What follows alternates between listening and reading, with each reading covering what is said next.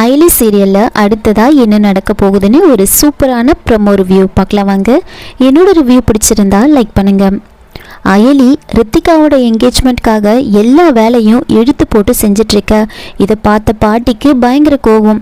நீ எதுக்காக இந்த வேலையெல்லாம் செஞ்சிட்ருக்க? அதான் வேலை செய்யறதுக்கு இத்தனை பேர் இருக்காங்களே, அதெல்லாம் அவங்க பார்த்துப்பாங்க, எதுக்காக தேவையில்லாமல் இதெல்லாம் நீ பண்ணிகிட்ருக்க அப்படின்னு கோவப்படுறாங்க. ஒரு பக்கம் அயலியோட அப்பா மாப்பிள்ளைக்கு போடுறதுக்காக பிரேஸ்லெட் ஆர்டர் கொடுத்துருந்தேன், அதை வாங்கிட்டு வரணும்னு சொல்லும்போது அயலி அதை நானே போய் வாங்கிட்டு வரேன்னு சொல்ல, இதை பார்த்த பாட்டிக்கு இன்னும் பயங்கரமாக கோவம் வருது. நீ எதுக்காக போகணும்? அப்புறம் நீ எப்படி ரெடி ஆவ? அதெல்லாம் நீ போகக்கூடாது அப்படின்னு சொல்ல, அப்போது சிவா அங்கே வராரு. அந்த நகையை நான் வாங்கிட்டு வரேன் அப்படின்னு சொல்லி அந்த நகையை வாங்கிட்டு வரத்துக்காக போகிறாரு.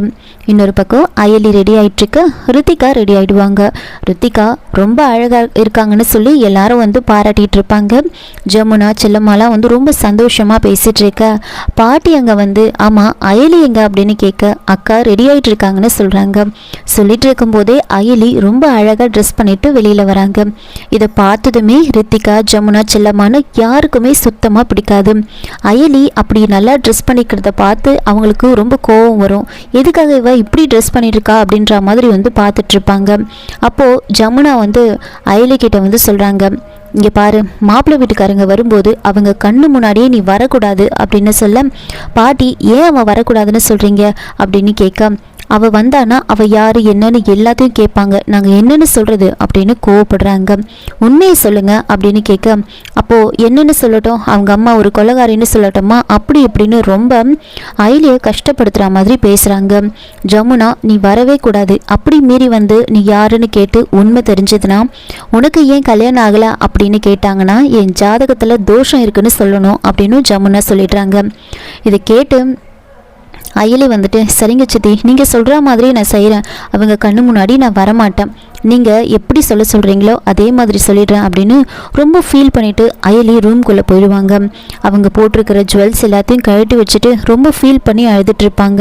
அவங்க அம்மாவை நினச்சி அழுதுட்ருப்பாங்க. அப்போது செல்லம்மா அங்கே வராங்க.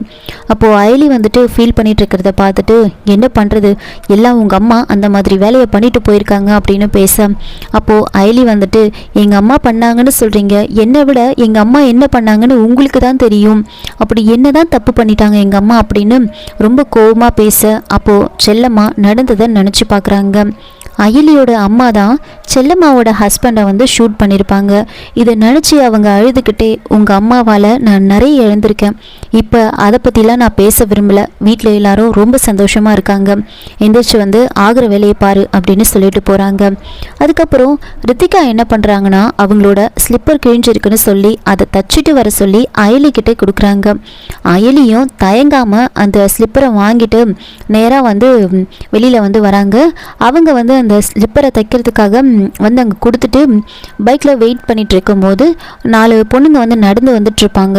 அப்போது அந்த பொண்ணுங்க கிட்ட ஒரு சில பசங்க வந்து பிரச்சனை பண்ணுறாங்க.